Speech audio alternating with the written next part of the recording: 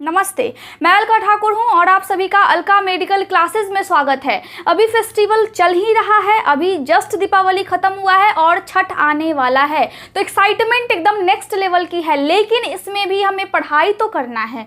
अभी हम छोटे छोटे टॉपिक्स को कवर करेंगे ताकि आपको ये लेक्चर सुनते ही याद हो जाए, ज़्यादा आपको दिमाग लगाने की ज़रूरत ना पड़े।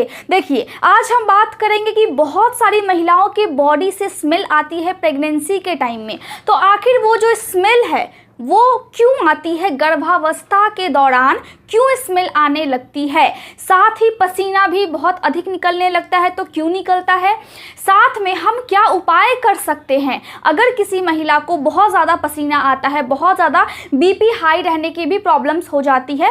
प्रेगनेंसी में बॉडी में बहुत सारे चेंजेस होते हैं जिसको हम बोलते हैं हार्मोन्स का चेंज भी हो रहा है और बॉडी के स्ट्रक्चर का भी चेंज हो रहा है, मतलब दोनों, और अंदर में विकास भी होता है बच्चे का।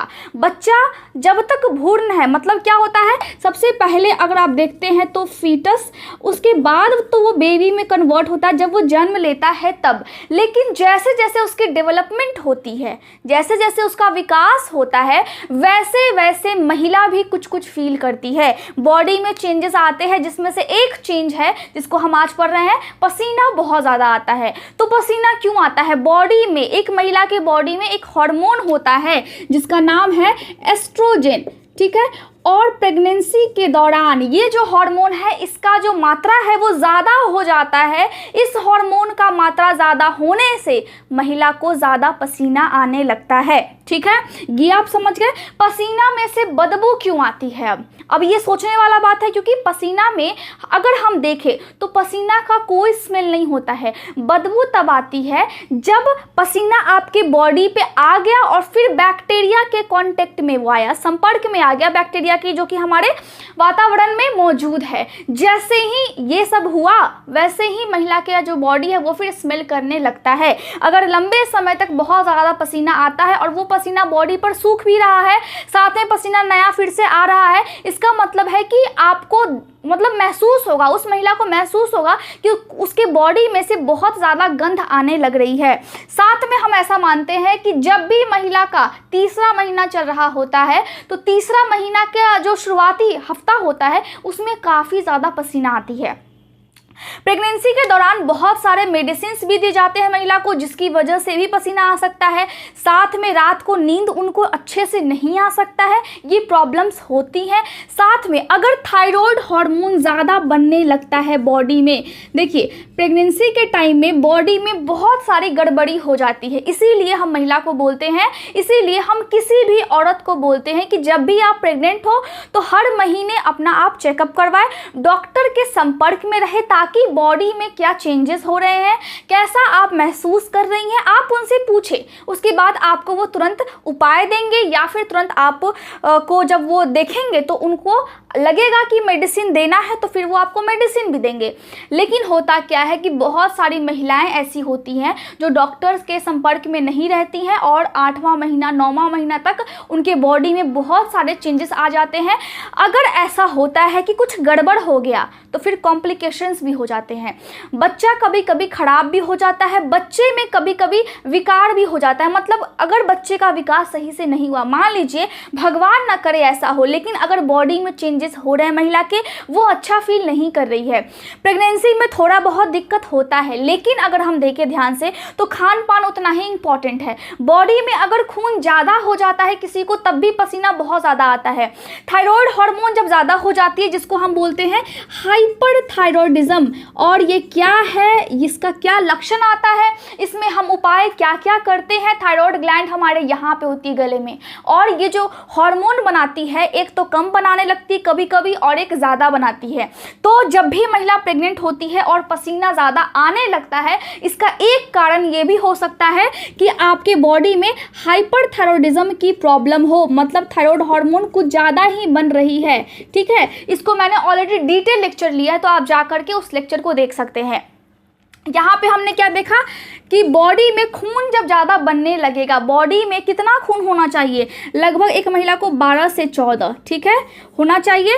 आपका बॉडी में खून। लेकिन होता क्या है कि कभी कभी ऐसा होता है कि ओवर ईटिंग की वजह से, या फिर अगर आप ज़्यादा हेल्दी फूड खा लेते हैं, या फिर मान लीजिए कि आप बहुत अच्छे से स्वस्थ हैं, तो ज़्यादा खून जब बन जाता है तो क्या होता है कि खून की वजह से भी पसीना आने लगता है।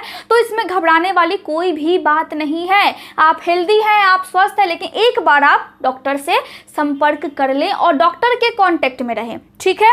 अब हमें क्या करना चाहिए अगर पसीना आता है तो? ज़्यादा अगर पसीना आने लगे तो आपको लूज़ कपड़ा पहनना है, आपको नहाना अच्छे से है, और वो जो पानी होता है उसमें आप नींबू भी डाल सकते हैं। साथ में आप ये ध्यान रखें कि जब भी आप पानी में नींबू डालते हैं और तब नहाते हैं, उसके बाद आप अपने बॉडी पर कोई भी तेल लगाएं, जैसे कि नारियल तेल हो गया, जैतून का तेल हो गया, है ना, ऑलिव ऑयल हो गई। तो ये सब क्या है, इससे आपका जो बॉडी है वो ज़्यादा ड्राई नहीं होगा, ज़्यादा सूखा नहीं पड़ेगा आपका जो स्किन है वो। लेकिन अगर आप कोई केमिकल वाली चीज़ यूज़ करते हैं, जैसे कि मॉइस्चराइज़र होता है, बॉडी लोशन होता है, उसमें परफ्यूम्स लिखा होता है, उसके इंग्रेडिएंट्स में परफ्यूम्स, उससे आपको एलर्जी हो सकती है प्रेगनेंसी के टाइम में। क्योंकि जो परफ्यूम्स जहाँ पे लिखा होता है, इसका मतलब होता है कि उस क्रीम को सुगंध देने के लिए, अच्छा सुगंधित बनाने के लिए बहुत सारे केमिकल्स का उपयोग किया गया है। तो हो सकता है कि उससे आपको एलर्जी हो।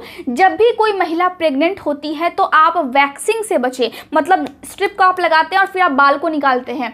इसलिए मैंने ऐसा बोला क्योंकि उसमें भी बहुत सारे केमिकल्स होते हैं जो कि आपकी त्वचा को नुकसान पहुंचा सकते हैं, और प्रेगनेंसी के टाइम में आपको ज़्यादा वैक्सिंग नहीं करनी है, जो पेनफुल चीज़ें होती है वो आपको नहीं करना है। तो इस तरह से आपने समझा कि पसीना क्यों आता है, एस्ट्रोजन के कारण, थायराइड हार्मोन जब ज़्यादा बन जाए उसके कारण, खून जब ज़्यादा बॉडी में हो जाता है उसके कारण, कभी कभी मेडिसिन की वजह से भी, ठीक है, दवाई लेने की वजह से भी, बहुत सारी दवाई दी जाती है तो दवाई की वजह से भी ऐसा होने लगता है। तो आप घबराएं ना। और एक बात आपको याद रखना है कि अगर कोई भी महिला जब प्रेग्नेंट होती है तो वो मीट मछली कम खाए, स्पेशली आप मीट जो है वो आप कम खाएं, उससे भी बॉडी में फिर बदबू आने लगता है। तो इसका आपको ध्यान रखना है। सी फूड आप कम खाएं, ठीक है, सी फूड आप कम खाएं। बॉडी में आपको हर चीज़ का पोषण चाहिए, लेकिन आप एक नॉर्मल मात्रा में खाएं। ऐसा नहीं है कि आपको बहुत ज़्यादा फाइबर ही खा लेना है, आपको बहुत ज़्यादा फैटी चीज़ ही खानी है, नहीं, सबका एक कॉम्बिनेशन करके और अच्छे से खाना है, और अच्छे से आपको फिर एक्सरसाइज भी करनी है, थोड़ा सा आपको मेडिटेशन भी करना है। अगर देखा जाए बहुत ज़्यादा पसीना आ रहा है तो ये अनकंफर्टेबल सिचुएशन होती है जिसमें आपको खुद को अच्छा फील नहीं होता है। तो आपको नहाना भी है, डेली नहाना है, और अच्छे से साफ सफाई के दौरान नहाना है। प्रेगनेंसी के टाइम में जितना हो सके उतना नेचुरल चीज़ का उपयोग कीजिए, ये आपके लिए बहुत अच्छा होगा। ज़्यादा आर्टिफिशियल क्रीम वगैरह ये सब का उपयोग आप ना करें अपने चेहरे पे या फिर अपने बॉडी पे, या फिर आप परफ्यूम्स का इस्तेमाल सही देख करके करें। ऐसा भी नहीं है कि आप परफ्यूम्स का इस्तेमाल करते हैं और फिर जाकर के वो आपके स्किन को एलर्जिक बना देती है, आपको एलर्जी हो जाता है। तो पसीना बहुत तरह से आ सकते हैं, बॉडी में क्रीम लगाने की वजह से भी आ सकती है, जिसकी वजह से हो सकता है कि आपको फिर बाद में वो रेडनेस हो जाए, वहाँ पे इन्फ्लामेशन हो जाए, मतलब वहाँ पे स्वेलिंग हो जाए। तो आपको देख दाख करके, सब कुछ अच्छे से देख करके ही, परख करके ही अपने बॉडी पे कुछ भी अप्लाई करना है प्रेगनेंसी के टाइम में। तो मैं समझती हूँ कि आज आपको ये छोटा सा टॉपिक अच्छे से क्लियर हो गया होगा। अभी ज़्यादा हम आपको प्रेशर नहीं देते हैं, लेकिन थोड़ा थोड़ा आप पढ़ते रहिए। Thank you so much for watching my video. अगर आपको नोट्स चाहिए या फिर आपको कोई भी डाउट पूछना है तो आप टेलीग्राम पर जाएँ और जा कर के आप पूछ सकते हैं। बहुत सारे स्टूडेंट वहाँ पर पूछते हैं, अपने डाउट्स को सॉल्यूशन भी दिए जाते हैं, आप भी पूछ सकते हैं। जो पहला वाला कमेंट होता है हर लेक्चर का, उसमें टेलीग्राम का लिंक होता है। Thank you so much.